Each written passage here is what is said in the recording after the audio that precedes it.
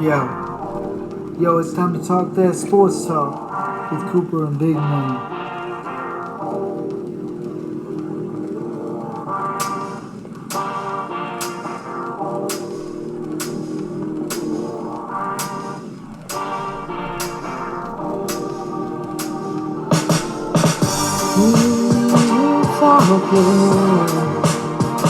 Cooper and Big Man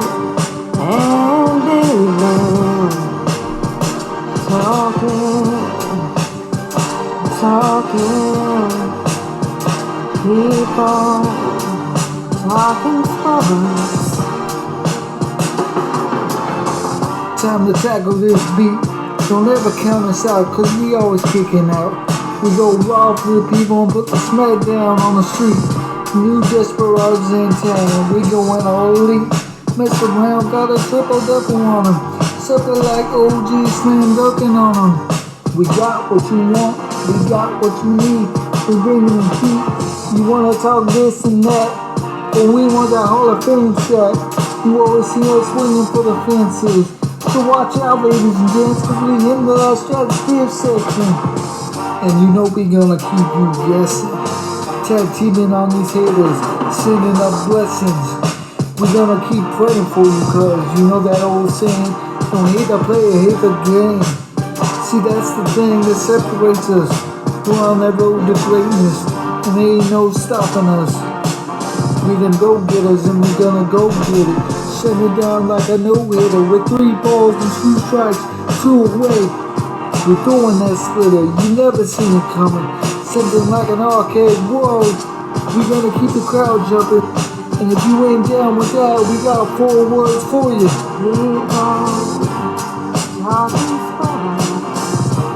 Cause it's sports talk with Cooper and Big Man.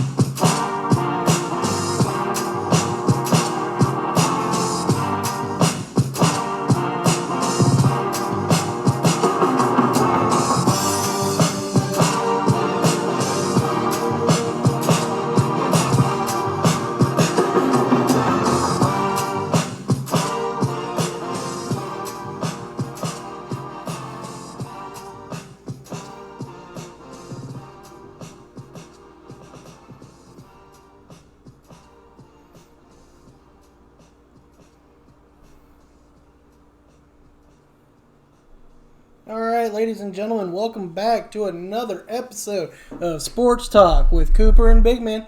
This is Big Man. This is Cooper. How you doing, buddy? How you doing, man? I'm doing good. Man, we got some stuff to talk about lately. Yes, we do, man. We had a Full Gear recently happen with AEW. Yes, it was insane, brother. It was freaking nuts, man.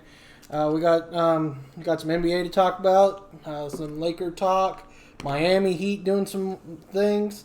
Atlanta's treading water, Orlando as well. So, I mean, they're not doing too bad. They're only a couple games under 500 each. So we'll talk about them. And, we'll also talk about some WWE, some SmackDown Raw, Survivor Series coming up. Looking like a good pay-per-view. Yeah, man, I can't wait for that. All right, man, let's dig into it. Also, we're going to talk about IWA Santa Slam 3 as well, which we'll be a part of. All right, man, let's get down to it. Let's start off with a little bit of Laker talk. So, Hollywood's favorite pastime, as I like to call the segment. Yeah. We got the Lakers off to a nice start, 9-2 to start the year.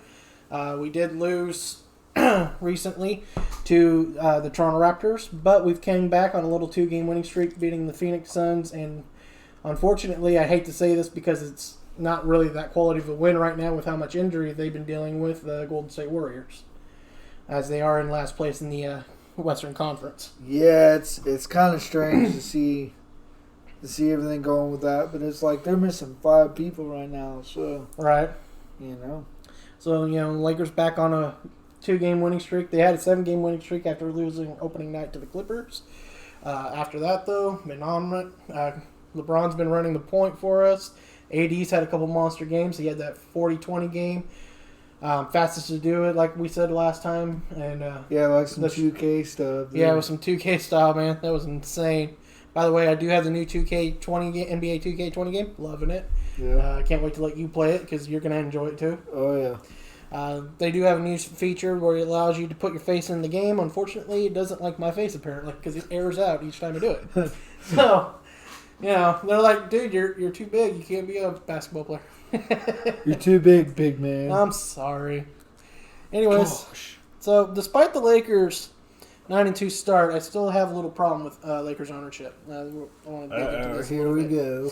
Well, you know, so the past few years since Dr. Bust died, the team's been run by his daughter and his kid and his other kids, Jim and I think he has a junior too, Jerry Jr. And man, we're basically we've been the new Clippers. That's how bad we've been. I mean, like I said, we're having this great start now, so that's kind of been great. But I'm telling you, man, if we don't do something, if this falls apart, because, you know, early start, you know, it's great, but it could fall apart, the wheels could fall off. And especially if we end up losing AD, because AD can go into free agency because he's going to opt out. He wants a big contract extension, and if he decides to go elsewhere because he doesn't get along with LeBron, we gave up all that young talent, all those draft picks, so we're going to be left with nothing. Yeah, but LeBron. I've noticed there's a little bit of not unity between those two. They're kind of standoffish with each other as far as you don't see the team chemistry as far as like, hey, looking at each other when there's a help and assist or whatever that the case is. They just don't look like they really care for each other. Well, LeBron's feeding him, and I'm thinking, you know, LeBron can only be a feeder for so long before he decides to feast himself. And that's when everybody seems to have an issue with LeBron at some point down the road. That's why I don't like playing with him either. On 2K. On 2K. Right, because when you're your own guy and you're on the Lakers, you might as well not even be a Laker, man. You might as well just like, hey, I want to go somewhere else because LeBron's here. No. Yeah. So it's always nice when it gets hurt. Yeah. So anyway, so if the team starts falling apart and this ends up cradling out, which I'm afraid it could still possibly do, even though we're off to the nice start, the Lakers, man, they're going to have to look at the kids. Butz's kids are going to have to sell that team, dude. Because they've had, I believe we're now 6 years out since his passing. And we haven't even been contention for a playoff. This is the first year where people are like, hey, you might actually make the playoffs. Well, they were kind of like that last year, but LeBron got hurt, so that cost us some time. But even still, I mean, we can't seem to get the coach right. We can't seem to get the basketball side right at all.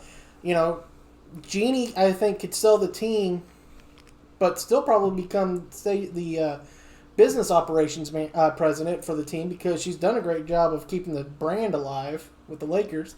Globally known brand. I think they're number 2 behind the Knicks in Forbes' list for basketball for value of the franchise. So it's not behind like they're the Knicks, and look how much the Knicks suck. They're buying New York. I mean, that's come why. on. But they're buying New York. That's the reason. A lot of people are biased, saying New York's the mecca of everything, and LA's just the second over there. Whatever. Right? But so I say it's the other way around, but whatever. I don't know. I'm like, how do they? They're like, New York's the media capital of the world. I'm like, so we're not counting Hollywood then? Hollywood, yeah. We're not I was counting about to Hollywood. say Hollywood. I was like, what? We're not counting Hollywood as a media because it's not actual like just news. It's everything. So I'm kind of like, you know, what are we talking about here? Yeah, so, California's like the entertainment capital of the world, I would say. Right. So that's my only thing is this team really is going to have to look for new management if this season falls apart, especially falls apart in a way where David says, you know what, I don't want to deal with LeBron for the next 2 years. I think you're jumping yourself a little bit. Give it some time, see how the season goes. Giving it 6 years. Yeah. As a suffering Lakers fan, we shouldn't have this lull. We're the Lakers. The Lakers. The only team ever better than us are the Boston Celtics. That's it. And they're not even that great anymore. But I want to be watching out now. They're number 1 in the East right now, so I don't care. I wouldn't say they're not that great. I don't care. Wait till one of them gets hurt. Well, that's true. If Gordon Hayward gets hurt again. But, yeah. All right, man. So that's enough of my Laker rant. Let's talk about them Hawks. The Hawks have been doing pretty well. I mean, they are 4-6, so they are a couple games under 500, but they're trending in the right direction because at this time we said this is about where they were going to be, but I didn't think they'd be. I thought they would come down to the end where they would have gotten built up and came back to 500. Being close to 500 right now, early on, as better than I actually thought they were going to start out, which is pretty good. Yeah, man. I mean, hey. Yeah. It's good for Atlanta. It is good for Atlanta. Trae Young's been playing well, so that's looking like a great pick. I know a lot of people thought, why not keep Luka Doncic instead of sending him to Dallas? But they needed the point guard, and I think they got the point guard that will be good for them for the next 10 to 12 years. Hopefully longer, because basketball, you can play longer than that, but you never know. Some things happen. So you never know, right? Right. All right, man. Miami. Miami's been... We thought that was not going to be that great. Yeah, this is kind of like, what? They're 7-3. They're what? They're 7-3. And that's just crazy. And they missed... And Butler missed a couple of games to start the year with personal issues. Yeah, and now he's back, and the team's just going. It's like a steamroll, huh? Yeah, man. I mean, they're right now they're in the middle of the pack, but that's only because you got like a couple 2-loss teams. I think there's a 3-loss team also with them, and then of course you have the 1-loss Celtics. So they're right now technically in the middle of the pack, but you're in the thick of it right now. Yeah. It is early, but I mean, like we said, we thought Miami was just going to be a few games above 500. There's a good chance that we could be seeing Miami as a 3 or a 4 seed in this conference, bro. Dude, that's going to be I'm interesting. sorry, but all of our predictions this year have been off the wall. Yeah. Like, seriously, we've been off on everything. Yeah. Do not go on our bets, guys, because we suck. Yeah, we did. I mean, the Rams. I gave you more credit for your team for the Steelers, and you didn't give them that much credit. And they're doing good. And they're actually doing good. You lost Ben. I'm like, what? You lost Ben, and you're still doing good. Yeah. 4 games. Like, no, I want to lose, please. Like seriously, I've been praying to lose all season. What's funny is he's praying for a loss, but he forgot that he traded his number 1 pick to the Dolphins for Minka Fitzpatrick. He can't get the quarterback without that pick. Yeah, and Fitzpatrick, you're good, but you ain't that good. I don't know. He made my team look like crap. He got a fumble for a scoop and score touchdown against my Rams, and he also picked off to steal the game. Still ain't that good. Okay. Still want that pick. You ain't getting it, bro, because you don't have it. Nah. Unless you trade Minka and Connor and someone else to get up to that pick. Good luck with that. We don't want to talk about all the dirty things I do to get the number 1 pick. That's true, too. But anyways, let's get a little bit back to basketball. The Orlando Magic are 4-7. Treading water, like I said, like I thought, just the same with Atlanta, just the same I thought with Miami. They're doing better to start than I thought they were going to. Again, I was going to have them being close to 500, possibly pulling into the 8th seed, but it was going to be a late charge, not an early, hey, we're still kind of in it. So you never know. Maybe they make a good trade, get a good player, and bam, they could be right in that playoff thicket too. Definitely. You never know. So Lakers, please, for the love of God, stay on track. Do not fall apart, because if you do, I need the Buzz family to sell. Sell if you fall apart.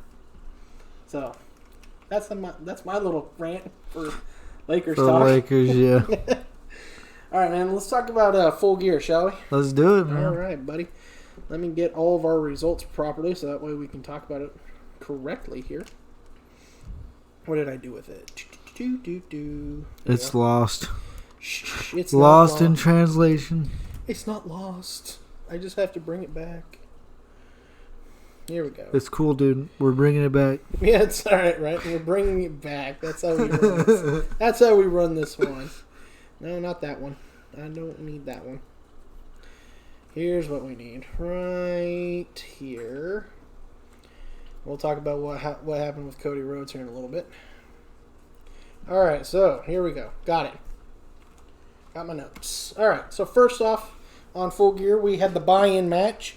Now, just so everybody knows, before we start this, unfortunately, Cooper and Big Man did not get to watch Full Gear. Sorry, guys, I didn't have $50. And honestly, if you're gonna spend $50, why not spend $50 on a ticket to go? Right. Or by the way, something like A&W will be in Jacksonville. Was it next month or January? January. January. And I'm hoping we can go. That would be cool. That would be we'll cool. see. So. But anyway, so what we have here is we have the Bleacher Report. So we're gonna borrow from the Bleacher Report. Bleacher Report tells us that the first match was a great match with Britt Baker and B. Presley.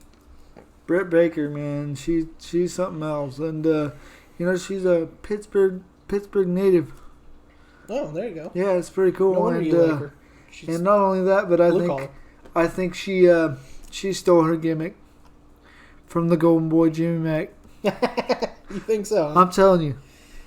Could Jimmy have stolen it from her? No. No? She's younger. All right. So they said that this was a very strong opener with that served as a fitting conclusion to a rivalry. So this has been a rivalry going on for a while. Presley was focused, ferocious, and dastardly at times, and she really looked like a star despite the story of the match being Baker's search for revenge. Oh, those revenge matches. I love revenge matches. Right? It's It's always a good rivalry. When you have a revenge match, dude, people are just crazy. Right. It gets worse throughout the night, I promise you. Absolutely, man. Let's see here. So Baker continued to showcase the consistent improvement the fans have watched over the last month or so, and the Doctor almost was certain to be in the women's championship hunt going forward now that she's wrapped up her first chapter of her AEW run. Post-match, we had a surprise arrival of Kong and Brandy Rhodes. They put the focus on the transformation of a feud that seems to be brewing between Kong and Presley. Yeah, this is kind of interesting because, Brandy Rhodes and Kong being in cahoots makes you wonder what they're doing. I honestly think that maybe Brandy is kind of using Kong for a little bit of, Muscle, yeah. Kind of like I use you for every now and then. Oh, You're the big man, so. As long as you don't turn on me like Rhodes will probably do to Kong, we'll be all right. Yeah. All right, so Bleacher gave that match a B grade. Do you feel that's appropriate? Would you make a change? Up or down? To be honest, the fact is we didn't see it, so. All right. And I haven't seen any highlights from it. To be honest, the only match I did get to watch from Full Gear was Moxley and Omega. Okay, so the blackout match. So we'll get to that. We'll save that one for the end, since that was the very end of the pay-per-view. And then you can let us know whether you agree with Bleacher Report's grade on that. How about that? Oh, they better have gave that freaking a 5-star A+, freaking knock it out of the park type shit, because that's all I'm going to give it. All right, so then we had the Young Bucks versus Proud and Powerful. Proud and Powerful is Santana and Ortiz. Are they proud and powerful? Are they proud and powerful? Hey now.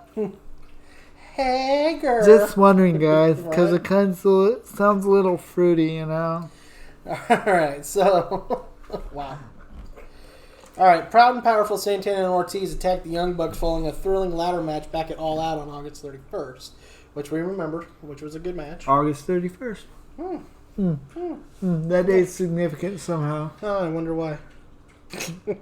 My little man's birthday. That's right. Don't forget that. I almost did. No, I'm just kidding. Wow. I did. No, I'm just kidding. I know my nephew's birthday just fine. Anyways. Where was I? Oh, yeah. Proud and Powerful. Sorry.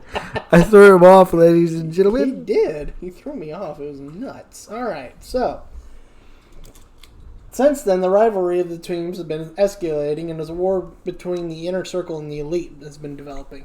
That's been an interesting little... I want to go on a little tangent here.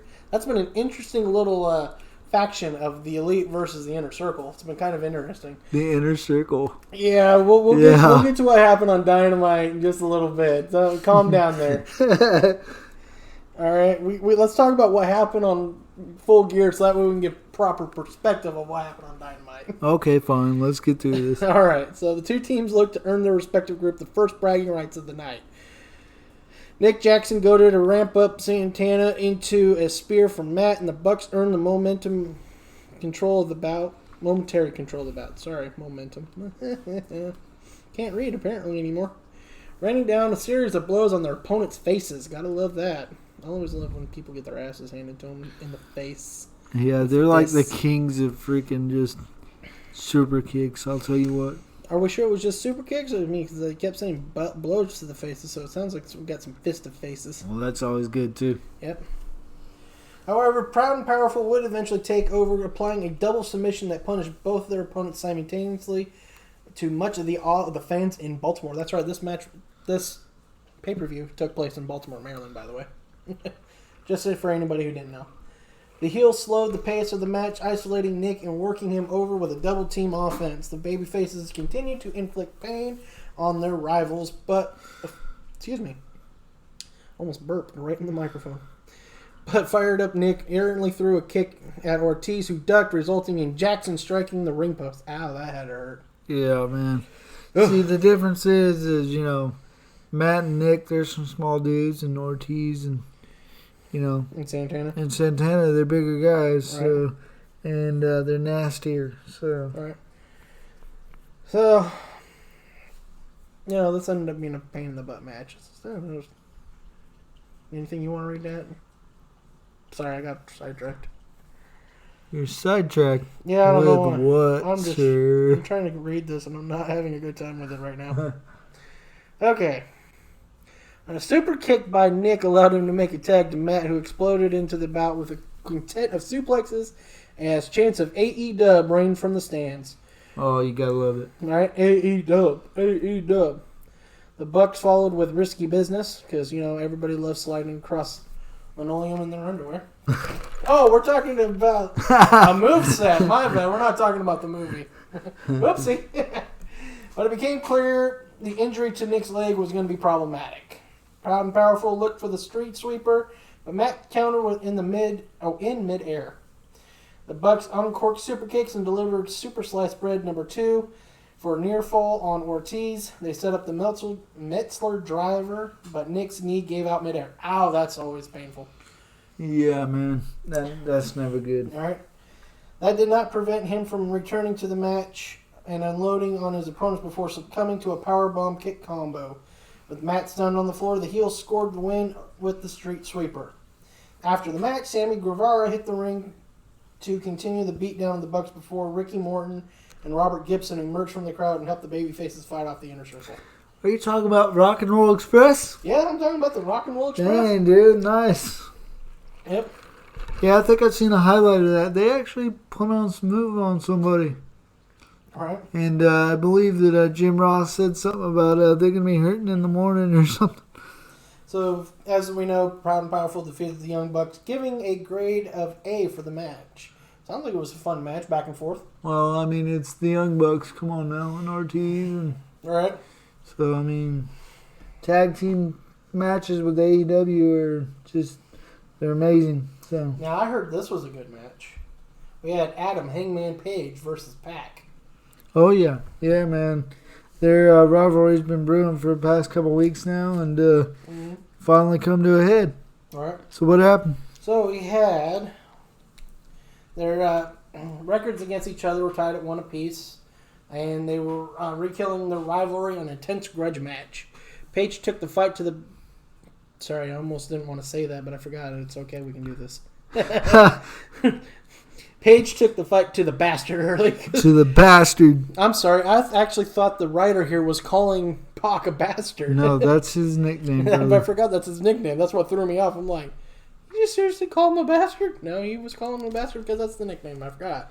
Yeah, right. Anyways, being... So if you're hearing this and you hear bastard, I apologize. Yeah. Anyways. He was beating him around the ring area and soaring through the ropes with a dive onto his rival. He continued his onslaught back inside the squared circle with a fallaway slam that earned him a 2 count. So he got close, but we always know, man, don't try to get the pinfall early because you're only going to get at most the 2 count. You Pretty always much. wait till you're beating your opponent down like cray-cray. Yeah, you gotta pick your spots and slow them down, man. So Absolutely. So taking advantage of the accidental distraction by the official... Oh, of an accidental... I thought that was intentional. I'm like, what in the world are we talking about?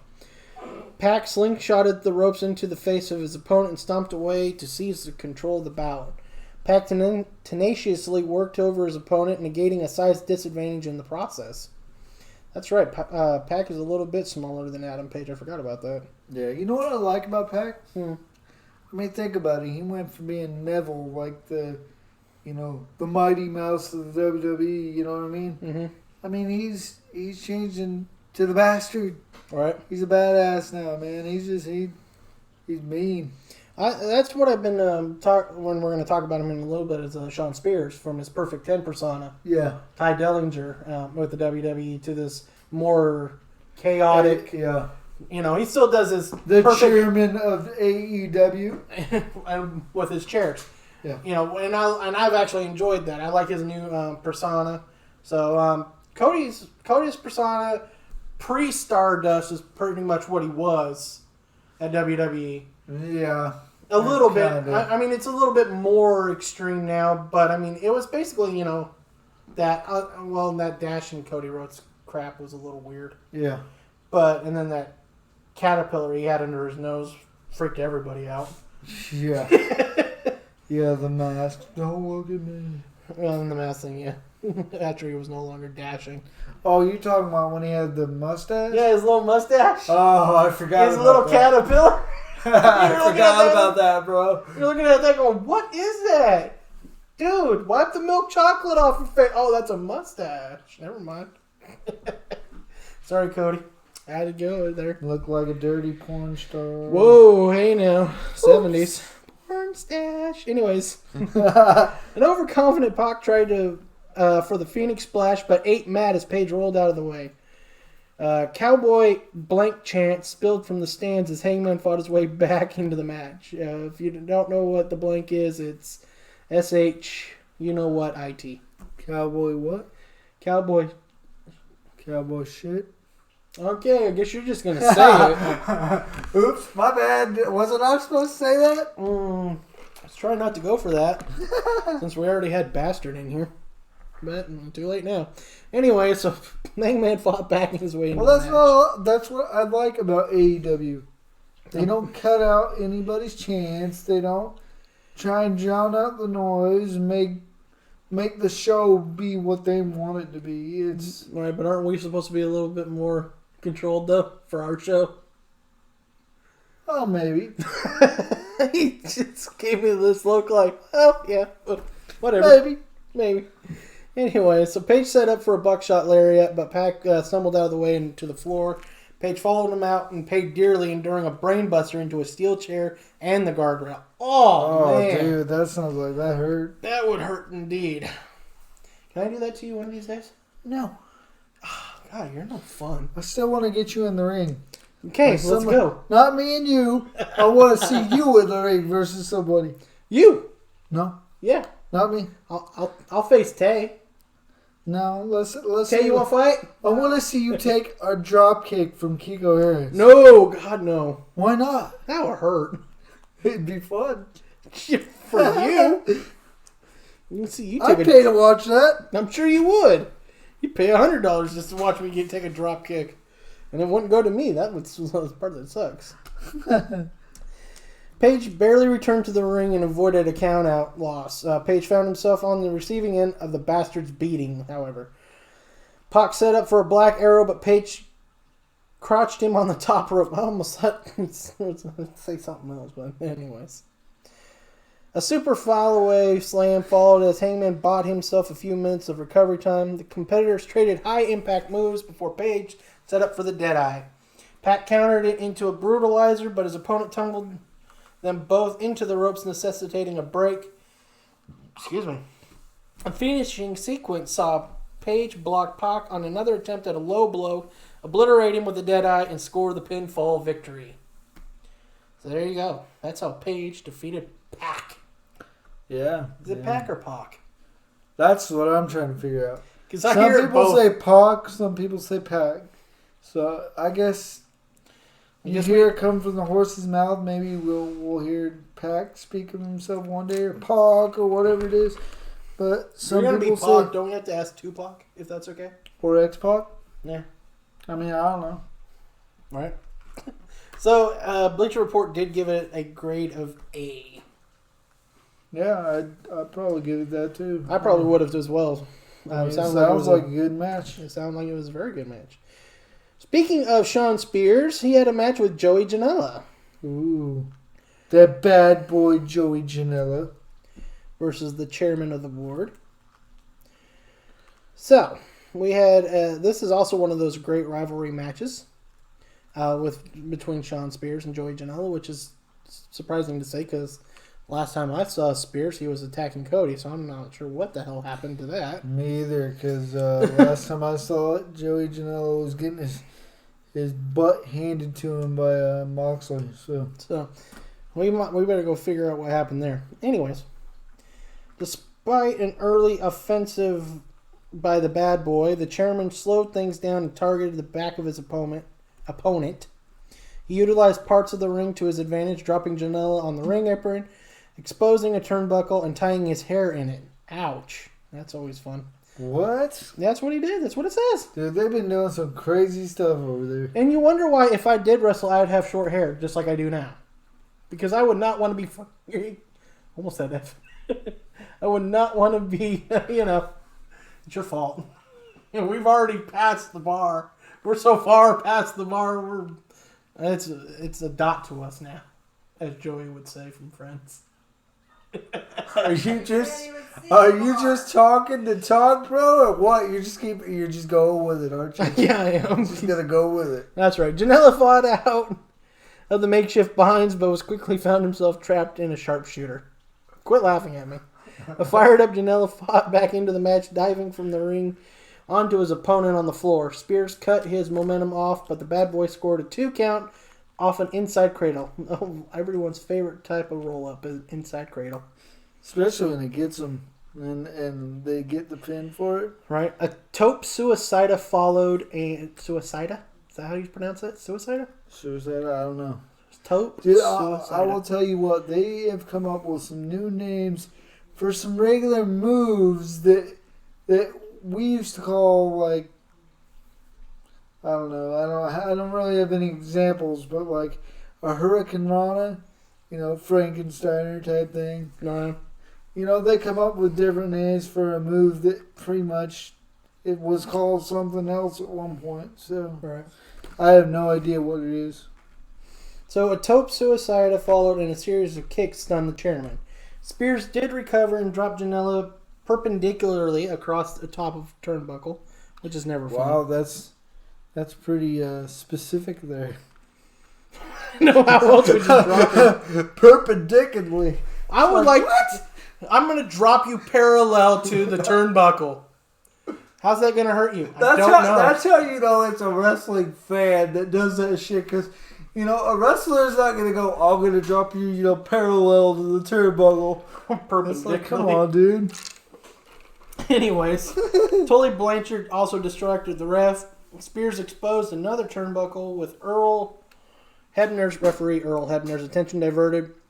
Blanchard joined Spears for a spike pile driver onto the floor. The heel delivered a C4 finisher and put away Janela. So there you go. Spears beats Janela. Well, we can't call it the Montreal Screwjob. Are you sure? Because it was in Baltimore? Is that why we can't call it that? Is that what Joey Janela's going to call it from now on? The Baltimore Screwjob. All right, well, just don't get dropped perpendicular on the top rope anymore. You wouldn't have that problem. Perpendicular. So, I'm like, what? Like, seriously, you had to think about how you were going to word that, and you said perpendicular. It's like, wow, bro. Wow. The grade given to the match was a C+. I'm giving this freaking article a C- for dropping perpendicularly in this freaking article. That totally makes wrestling fans look like nerds. All right. Next up on the match card was for the AEW Tag Team Championship. We had SCU versus Private Party versus the Lucha Bros. Woo! I bet you this is a good match. I bet you it was too. So we had newly crowned AEW Tag Champions SCU, featuring Scorpio Sky and Frankie Kazarian, put their titles up for grabs against the Lucha Bros, which is Ray Phoenix and Pentagon Jr., and Private Party, which is Mark Quinn and Isaiah Cassidy in a 3-way match. The Lucha Bros made the first real impact of the match, teeing off on Kazarian and knocking Private Party off the ring apron, looking to avenge their defeat in the finals of the AEW Tag Team Championship Tournament. Oh, I almost thought my computer quit working on me for a second. I'm like, oh no, computer. Sorry, guys. Quinn and Cassidy exploded into the match and kept the Luchadors off guard until a Doomsday drop kick that, for a second time in the match, had masked villains rolling around. I almost thought it was going to say demasked somebody, but I guess I was wrong. Pentagon sent Quinn to the mat with a backstabber. Oh, one of my favorite ones. Except it really would seem like it would hurt your knees after a while, though. Right? You'd have to wear some knee pads for that stuff after a while. All right. Well, then again, most of the guys that do the backstabber usually have knee pads. Well, that's true. So it just seems like it would eventually start hurting your knees if you went no pads on your knees. And not only that, but you're hitting the mat too. So you're hurting your back, your kidneys, all that other stuff too. Not as much as theirs, though, because they're landing on your knees. Yeah, sure. But Kazarian broke up a pin attempt after the backstabber and proceeded to send Cassidy over the top rope and onto the entrance mat. By the way, I just want to state that I do love that their entrance ramps go right up to the ring. I love that. I don't know why it is. It's different, right? It's cool. Yeah, I like it. They can just kind of go right into the ring. You don't have to go down this ramp and walk up the stairs. Walk upstairs, walk around the ring a few freaking times because you're weird like that, and then get in. Well, you know, it's all for show. It is. But anyways, I digress. It might make it if WWE did that, it might get the Undertaker into the ring quicker. Just saying. The guy's in his 50s. I was about to say not only that, but he's getting old, so you know. It might help him in the ring. Yeah, he doesn't have to do as much. He doesn't have to climb the steps and all that fun stuff. No disrespect, Undertaker. No, not at all. God, if you just showed up and if the lights go out, I'm going to freak out, by the way. The weather's bad enough. If the lights freaked out, I might scream.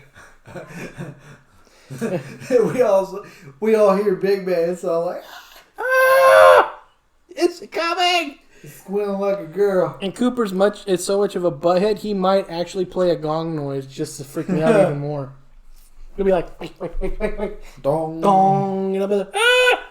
Purple lights all of a sudden show up. Oh my god, I'm gonna die.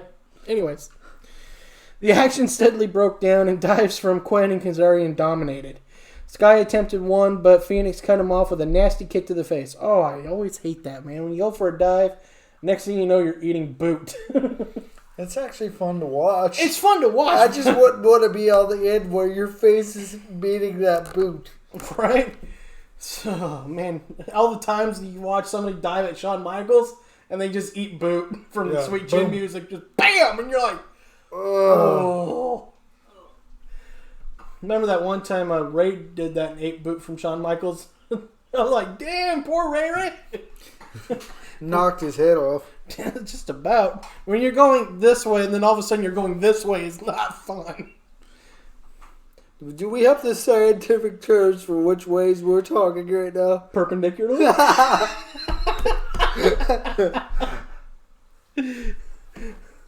when you're going horizontally down, and all of a sudden you flip back the other way horizontally going down.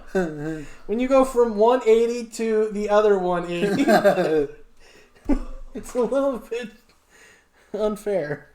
Like what you do to me in the Street Fighter game.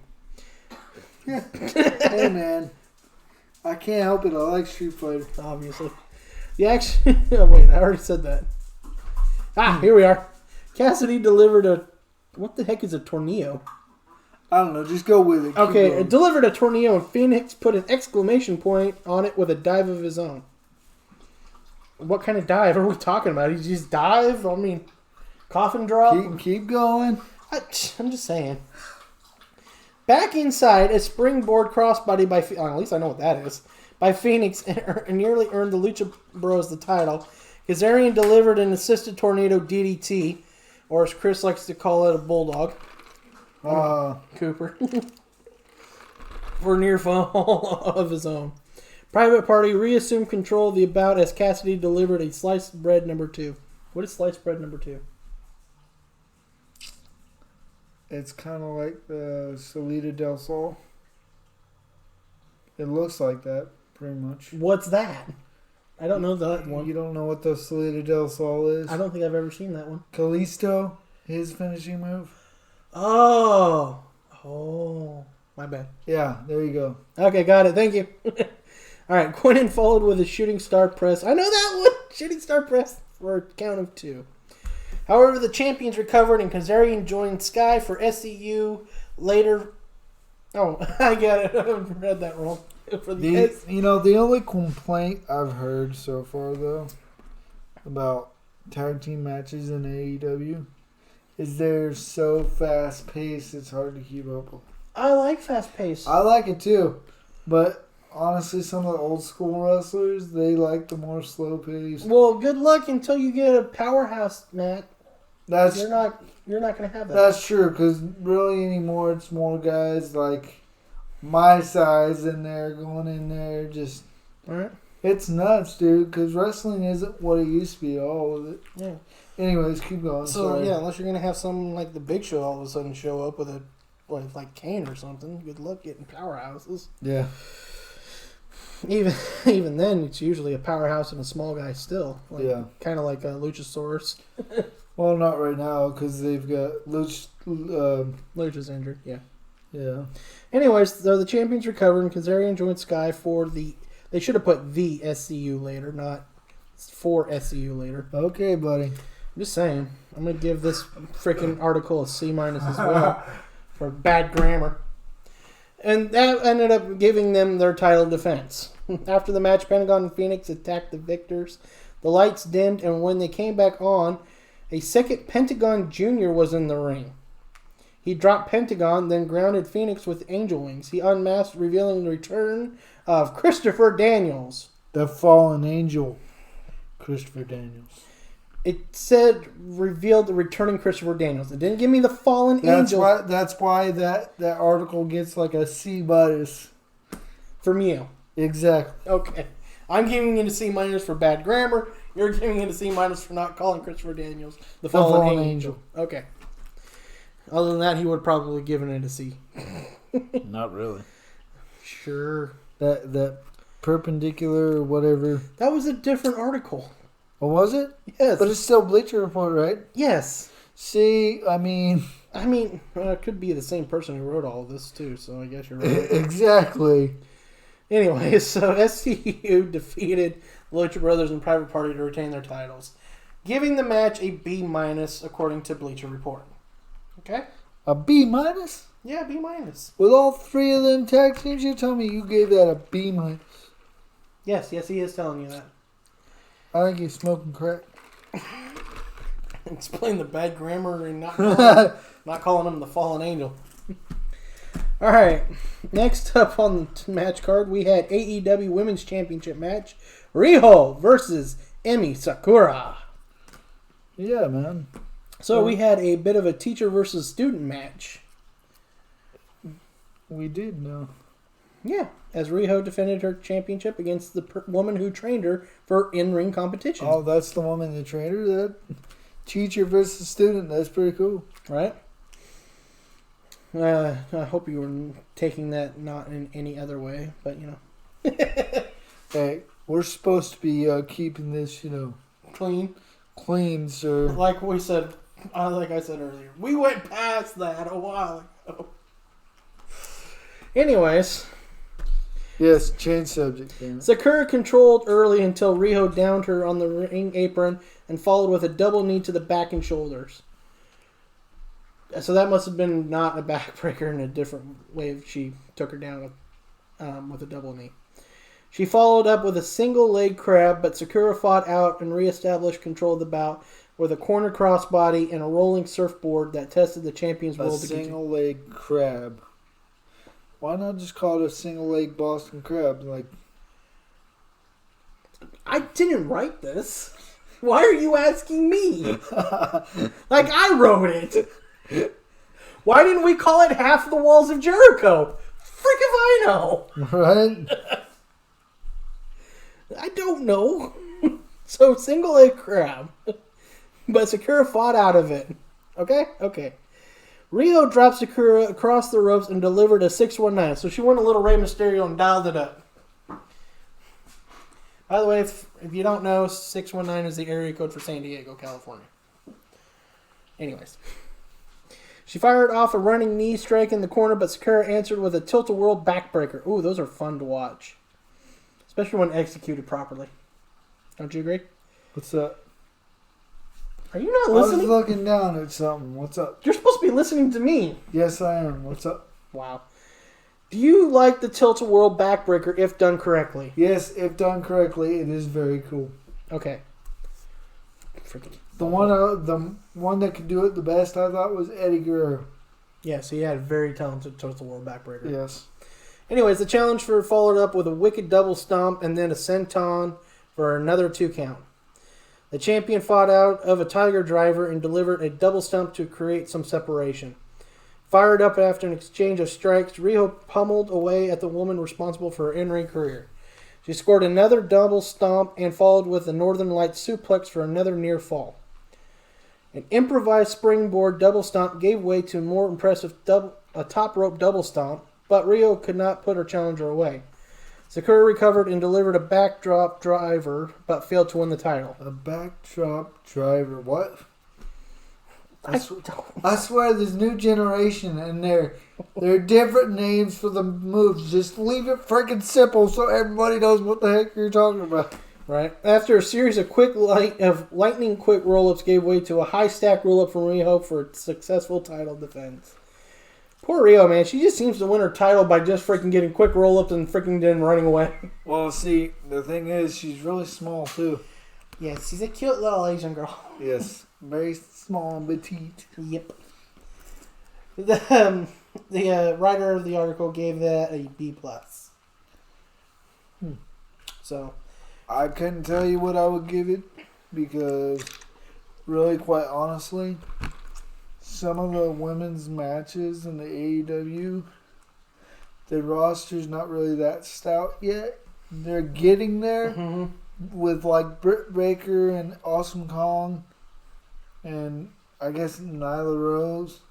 I love the face that you say when I guess Nyla Rose, but really, they don't have a diversity as far as you don't really know who these women's wrestlers are unless you've been watching New Japan or things like that. Right. You know, some of them we don't know. Right. It would be cool if they brought back people from, like, say, bring Mickey James over or Gail Kim or somebody like that. Somebody, you know, with some prestige and right. just kind of like everybody's whining that Chris Jericho's the champion, Le Champion. Well, guess what? You know, he's a veteran. He deserves that. And you know what? Someone's gonna knock him off that pedestal, yeah. But I think it's a good, you know, business move to make him the very first AEW champion. So, and also doesn't seem too hat in hand. To also just give it to. And what I love about him is just how I can make anything freaking trend. I think you just, you know, love the fact that he had a little bit of the bubbly. A little bit of bubbly. All right, man. So then we get to our first of 2 main events. First off, we have the AEW World Championship match. Cody versus Chris Jericho. Speaking of which. Right. So, the first 2 main events saw this matchup coming. Cody was accompanied to the squared circle by MJF, who was described by Excalibur on commentary as his best friend, protege, and the man he is grooming. Backing up Jericho, inner circle teammate Jake Hager, sorry. Jake. Not Jack. My bad. Even though he was swagger. Whatever. Could have kept the swagger, but I guess he's not cool enough to be swagger anymore. Prior to the bout, the commentary team introduced Dean Malenko, Arn Anderson, and the Great Muta as the 3 men who would decide the winner should the match go the 60-minute distance. Wait a minute, what? So basically, if the match went all 60 minutes, they had a panel of judges to determine who would be the winner instead of just letting it be a draw. And then the championship... That makes no flipping sense. To be honest, think about it. It's not like boxing or UFC or something like that where you can judge it by how many kicks or punches somebody got in there. Like, what's that? Are you just going to go by who's your favorite? I don't know. I mean, they could have done something better with that, but Proceed. Anything else you want to get in there before I go? Proceed. Okay. Cody scored the first significant offense of the match, sending Jericho to the floor, following right behind him with a tope suicida. I'm guessing that's a dive through the ropes. I guess so. Is it a suicide dive? I'm guessing. I mean, why is it gotta be so crazy? Don't ask me. Just call it what it is. I don't come up with this thing. I know. I need you to calm your perpendicularly butt down. Hey man, at least I'm staying at attention. Well, for once. So you start looking at your phone when I ask you a question. The challenger worked the right arm, undoubtedly hoping to take the Judas effect away from his opponent. By the way, that is a stupid move. it's a back elbow. It's still a stupid move. How is that your finisher? You have two really good finishers. The Walls of Jericho and the Codebreaker. And you come up with a stupid little third one that's your main win? But your signature is badass too, the line salt. He's a little too fat for that. But still a good move. Still a little too fat for that. Make the Judas effect. Hey, let's hear it, big man. You wouldn't see me trying that. Hey, it would be cool. God. I could see you killing people with that move. I would just freaking do a coffin drop. That would be fun. That would hurt. Do a Vader bomb on. Ow. Can I just do an elbow drop from the mid rope and be happy? Nah, I'd like to see your whole body splash him. At least I know I can't do a shooting star press. You could do a somewhat frog splash for the middle rope. God, that's a big ass frog. That's like a bullfrog. We'll have to change it. It'll be the bullfrog splash.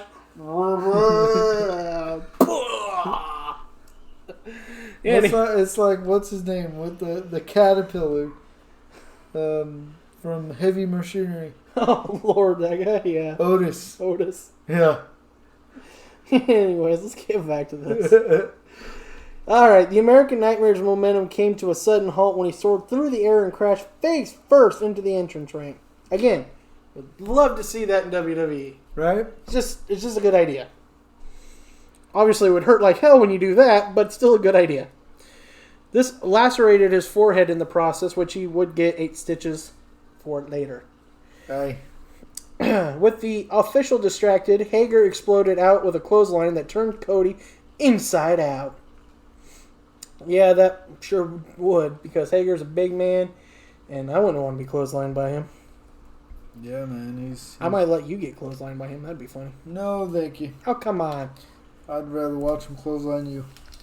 You're such a jerk. I want to see you get beat up that ring like all the time. That would be like a dream. Big man, watch the next jobber. Wrestler. The next jobber. Hey, man. Get my butt kicked all Who the cares? time. You get paid for it. Not that much. Not enough to quit my day job and do that. Or my night job, technically. Well, night job. Do we really want to talk about what you... No, just kidding. Hey, now, I'm an officer of the law.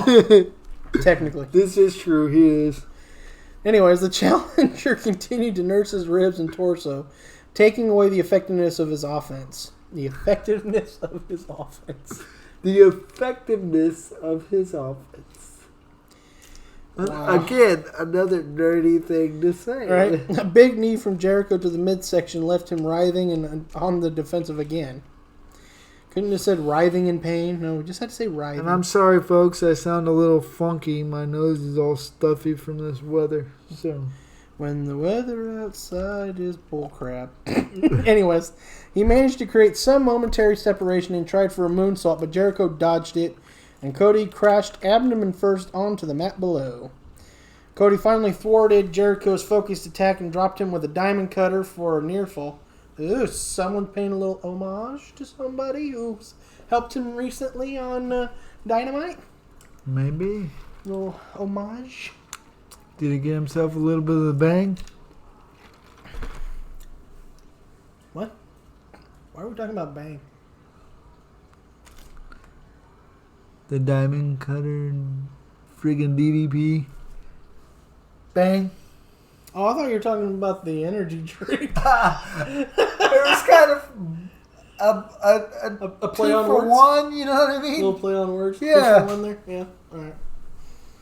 That's what I thought you meant. I was like, oh, what the fuck you're talking about? Oh.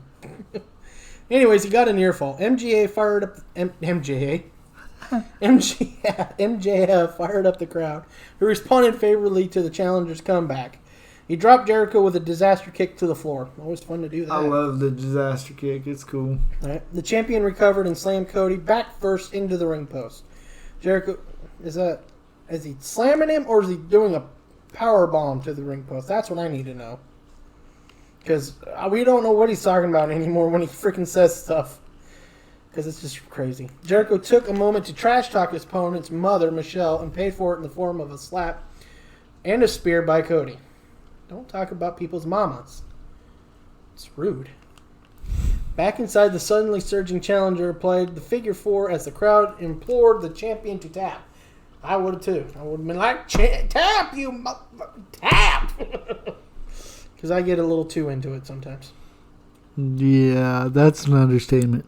Shut up. Right hands from Hager on two separate occasions led to his ejection from ringside area by referee Aubrey Edwards, Chris's favorite female referee, besides Eliza. Yeah. Yeah. The undefeated MMA competitor answered by assaulting MJF, sending him into the guardrail. With Edwards distracted, Jericho blasted Cody Rhodes with the AEW title. After some sly selling to avoid detection, wow. The champion covered, but could only keep the challenger down for 2. A count of 2 is what that should say. Oh, this is bad English. Who wrote this? Some French guy? Crap. Not like I cared. Frick the French. They hate us, we hate them. The only thing we like is French toast and French fries. How you doing? That's right, and French kissing. Women. Women. Yeah, you better back that up a little bit there, buddy. Jericho tried the Judas effect, but Cody blocked and delivered a crossroads, but he still could not put Le Champion down for 3. A bionic elbow earned him 2. The code breaker did the same for Jericho. Frustrated, Jericho removed his own weight belt. He's wearing a weight belt now? Dude, if you're that out of shape, you gotta wear a weight belt now to the ring. You might want to stop. Hulk Hogan wore one for years, bro. He had a bad back. So did Macho Man. He had a bad back too. So maybe Chris Jericho's got a bad back. I did say he kind of looks like Mickey Rourke nowadays. From The Wrestler. Yeah. Anyways. And proceeded to whip... I'll be calling you Benny as I whip you. Sorry, George Lopez moment. Who's Edwards? Oh, the ref, dude. Sorry, it just said my favorite female rep besides Eliza. Come on, man. All of a sudden, it just says Edwards wrestled the belt away from the heel and tossed it to the floor. I'm like, all of a sudden, even though Eliza's doing better as champion now, right? Anyways, so up top, Cody looked for the Hurricanrana, but Jericho countered and applied the Lion Tamer.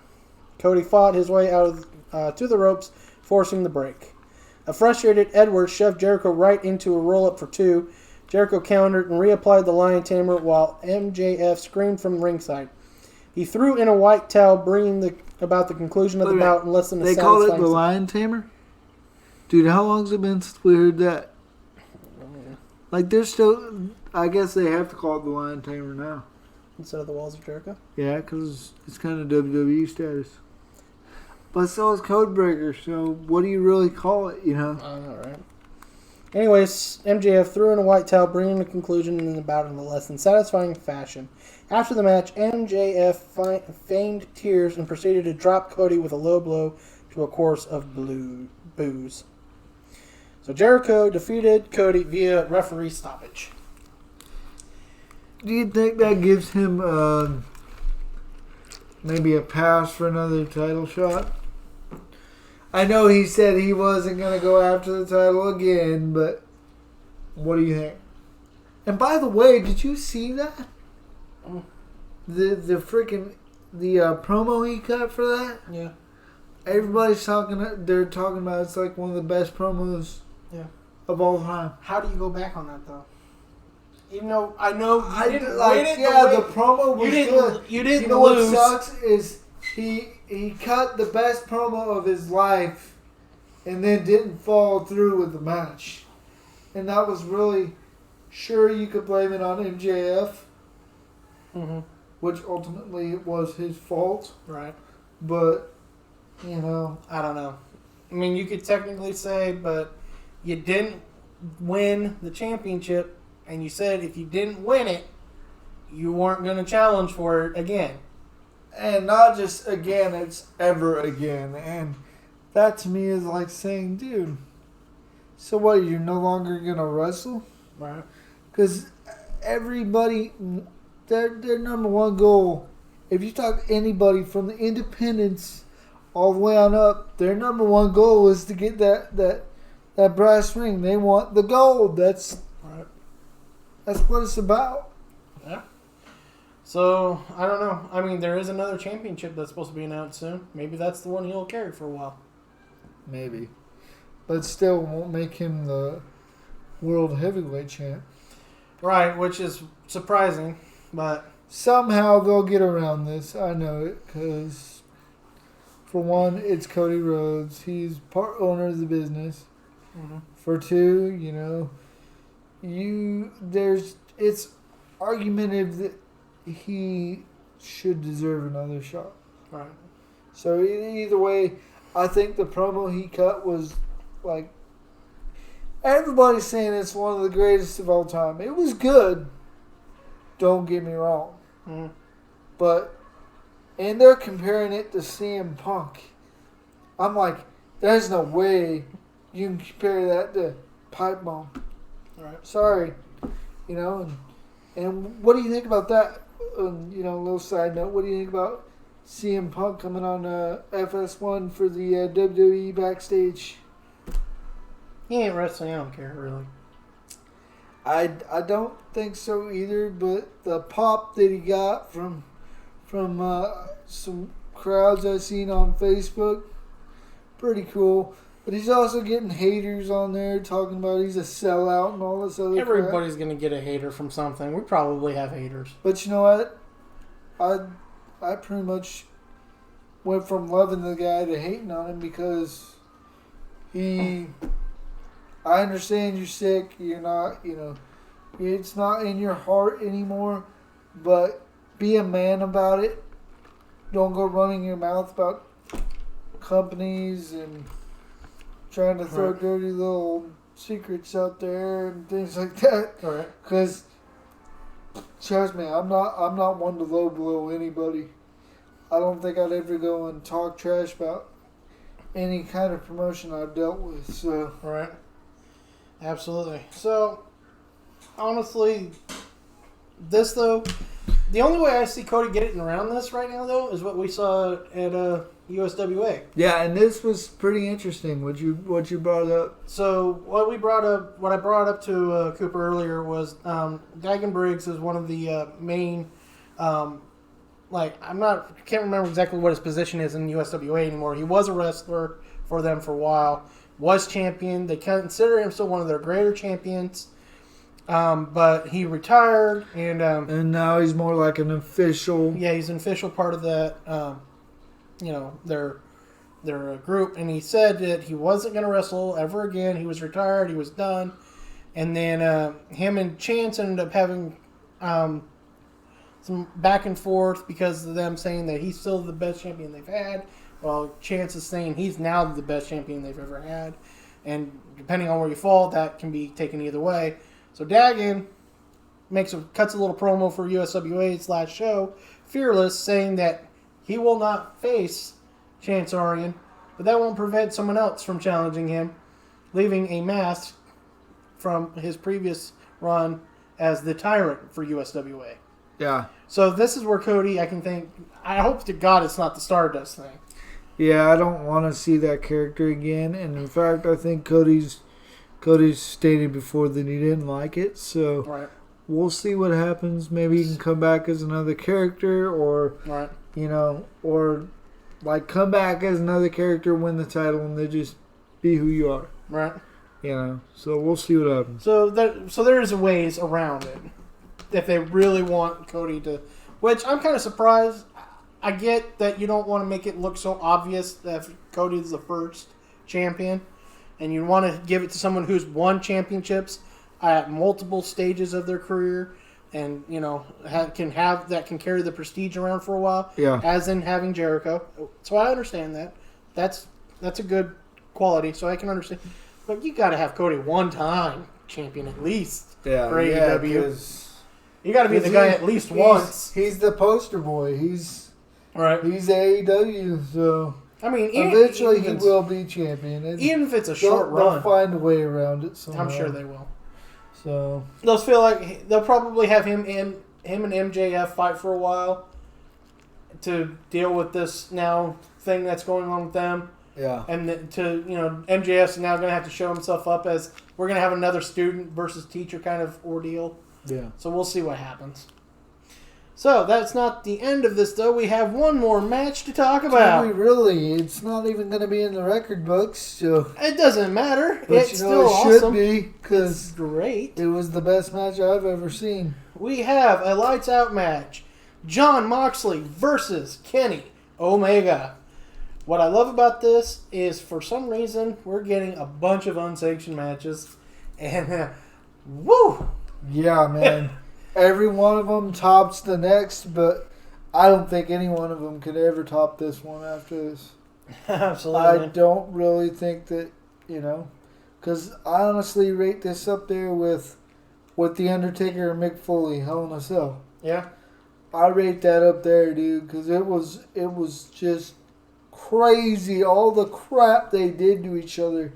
I was like a little kid, like closing my eyes and like, oh my God, are you serious? He's got to do this? Right. So let's get into this, because I'm sure they go into detail on this. So Kenny Omega and Moxley wasted little time taking their unsanctioned lights out match into the stands, where the cleaner delivered a nasty double stomp to his opponent's midsection. Moxley did, however, answer with a snap suplex onto the arena floor. Moxley retrieved a barbed wire wrapped baseball bat and brought it down across his opponent's back. Ooh, I always love those. Yes, and it looked painful, dude. Leaving visible puncture wounds on Omega. He dug the wire into his rival's back and stomped on it, leaving Omega writhing in pain. Oh, now he puts writhing in pain. He wasn't just writhing. Omega tried to for a Snapdragon suplex, but Moxley broke his grasp by grating his arm with the barbed wire. Turnabout was fair play later when Omega caught the back of Moxley's head with his own barbed-wired broom. Omega, brother. You said Omega. I'm sorry, Omega. I'm sorry. I don't know what came over me in that way. I was joking around calling him Umaga earlier, just to mess with Cooper, and I guess I let one slip. I had one more in the chamber. I didn't know I had. Hopefully, that's the last one. He also dug the bat into Moxley's face and then delivered a drop toe hold that sent him face first into the broom. Yeah, that looked like that hurt, dude. I was like, oh my God, man. Right? Omega delivered a trash can assisted moonsault for a near fall. That was actually quite interesting to watch, dude. I bet. He headed outside the ring and retrieved a giant board of mousetraps as fans looked on in horror. Moxley turned his opponent inside out with a lariat, then delivered a release suplex onto the mousetraps. He introduced an anchor chain and dropped Omega on them with a sidewalk slam. I always like sidewalk slams. Those are fun little slams.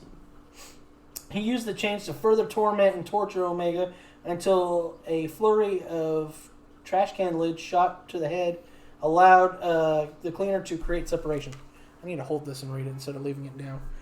Consecutive Snapdragon suplexes fueled Omega's comeback, in which saw him hang Moxley with the chains. Ugh. Yeah, that was crazy, dude. I mean, it was like he was hanging there, kind of like, in movies and shit where you see somebody hanging. Yeah. It was like that, bro, and I was like, oh my God, no. Like, everybody was freaking out. I'm not surprised. That would be. With the opponent reeling at ringside, Omega cleared the top rope with a dive and drove Moxley through the table. Hold on, you didn't call it a tope suicida? He introduced a bag of glass from the table. Oh, okay. When his head was driven when he was driven head first through on Dynamite. What? And proceeded to cut the face and fingers of his opponents. I don't even know where the hell we just went through. This is poor English. Okay, he emptied shards of glass all over the mat, delivered a sit-out spine buster onto it. He dragged Moxley back across it and applied the sharpshooter. On the defensive, Moxley crawled against the glass to reach the bottom rope. Omega... Yeah, I almost thought I was going to say Omega again. Omega shoved glass into the mouth of his opponent, then dug an ice pick into his forehead. Oh! Yeah, man. This match was brutal. Jeez. Dude, I'm telling you, after the podcast, you should go watch it, man. It's good. Okay. He ordered Hangman Page and the Young Bucks to bring it, to which his elite teammates reluctantly did. They emerged from the back with a barbed wire spider web, setting it up just off the ramp. The competitors teased moves before Moxley delivered a suplex that sent both into the barbed wire web. After ring crew, the Bucks, Brandon Cutler, and others pulled I think that's supposed to be pulled them out. Omega delivered a V-trigger that sent both crashing through the stage. As the fight spilled back into the ring, Moxley delivered the Paradigm Shift for a 2 count. Again, I don't know why we're calling it that. It's because Moxley cut a promo and he said that AEW and him is a paradigm shift. And from then on, it stuck with his finisher, and that's what he calls him now. Mm-hmm. Which, it was a good promo that he cut. So, if he wants to use paradigm shift, go for it, man. Because yes, we love dirty deeds, but, especially when they're done dirt cheap. He proceeded to pull the ring apart, exposing the wood underneath the canvas. He tried for a package pile driver, but Omega countered it into a back body drop. Omega delivered his own paradigm shift for a 2 count. The EVP of AEW tried for a Phoenix Splash, but crashed and burnt, leaving Moxley to deliver the Paradise Shift, or Paradise. They're not even going to mention the fact that for the win. They're not even going to mention the fact that when Omega did that off the top rope, he landed on his damn face, dude. Mm. Yeah, and then he picked him up and did the Paradigm Shift on him. Like, he moved out of the way, and Omega hit his freaking face right on the dang plywood. Yeah, they didn't say that. Yeah, it was crazy, man. So, Moxley wins the match, beating Omega. Grade A+. Shoot, give it an A++++. That was the best match I've ever seen, man. It left you sitting on your feet, sitting at the edge of your seat and closing your eyes like watching a car wreck. It was good, dude. So if you haven't seen it, go to All Elite Wrestling's Twitter feed, where you'll see Cody Rhodes and his 8 stitches on his forehead. Yeah, it's nuts. It is nasty looking. But yeah, that Omega and Moxley, man, that was crazy. So yeah, if you missed out on any of it, the highlights and stuff should be up on their website. Check it out. I know YouTube probably has a bunch of highlights from it. So I know Facebook does as well. That's how I was actually able to watch the Mox and Omega match, which I thought was like, wow, dude, it was crazy. It was freaking insane. So anything else, brother? Well, what we got? We got. Wait a minute. Wait. We got the IWA. That's right. Coming this December 14th, IWA will present Santa Slam 3. I am looking forward to it. Yeah, it's going to be entertaining, man. It is. It's going to be a bunch of stuff going on, so we're going to be enjoying it. We'll be at the show. We're not unfortunately going to do live because live is just not possible with the setup there. So we'll be doing a recording from the event. But we'll be doing interviews again. And, That's right. Santa's going to be there to see the kids. And it's not Big Man. Big Man's not Santa. No. I'm not Santa. Don't even go there, people. But you make such a good Santa, Big Man. Actually, Santa looks pretty cool. So. All right. So, anyway, I'm not Santa. They didn't ask. Not gonna be Santa. And to those kids out there, Santa does exist. He just has helpers. That's right. And don't you forget that. All right. Let's see what else. Oh, it's $5. If you're able to make it, it's $5 with an unwrapped toy for a boy or girl, or $5 with a bag of non-perishable food items. So make sure you do that. Yes. Military, you just paying the $5. Also, for those who may be unfortunately handicapped, you do get in for free. Oh, I get in for free? No, just... You get in for free anyways because you and me work together. Shh. They ain't supposed to know that. But anyways. Wow. Anyways. Yes, it's very cool. They're hooking it up for people, and if you come out, you have a good time and enjoy some good wrestling, and right. Stop by and say hi to us. Absolutely, So, we'll love to see see you guys and hear from you. Is what I meant to say. See from you. Wow, I'm not talking right today. I think it's because of the poor English I just read from Bleacher Report. oh yeah, but this weather sucks. That too. It's got everybody kind of like, eh. So I want to do a couple more things before we take off here. I want to complain about the playoff selection committee. Oh, Lord, here we go. For the college football playoff. Oh, my gosh, guys, ladies and gentlemen. Okay, I know I'm a homer. I love my Ducks. And I know we're sick, so I shouldn't be complaining too much. But how does Bama still be at 5? I don't care. You can tweet me. You can at me all you want. I don't care. I don't think Bama should be 5. Just because you lost by 4 or 5 to LSU, you lost at home to LSU. All right. Tua, it wasn't 100%. Oregon was out without its top receivers. Thank you very much. Against Auburn. So, on you. So, yeah, I'm going to complain. Nice. Also, if you don't know, we also do have a page personally for the podcast, Sports Talk with Cooper and Big Man's podcast. Check that out on Facebook, too. Yes, please do. Like and share. Also, one little tidbit before we go. Today they announced the NL MVP. Cody Bellinger of the Dodgers won it, baby. Yeah. Cody Nice. MVP. So we got a little happy ending after we lost to the eventual champion Nationals. So the MLB offseason hot stove is starting to heat up, baby. Some rumors going around flying. Dodgers are in on some players. Sox are... I don't know what your team's doing. Your team's threatening to kind of scratch and start over. I don't know. It's going to be interesting. We'll see, bro. We will see. As you know, Miami is going to suck this offseason because that's what they do. Tampa will continue to play Moneyball, just like the Athletics. Of course, they seem to be better at it. So, there's that. And your team's playing tonight against the Cleveland Browns. So Yeah, good luck to the Steelers. We'll see how it goes. Maybe they'll throw up some of them terrible towels and let them have it. But we'll see because, Browns have been doing pretty good this year. So. Right. I need a terrible towel. Why, you got to clean some? We don't want to go there because I've been doing a lot of cleaning lately on this kitchen for somebody else's animal.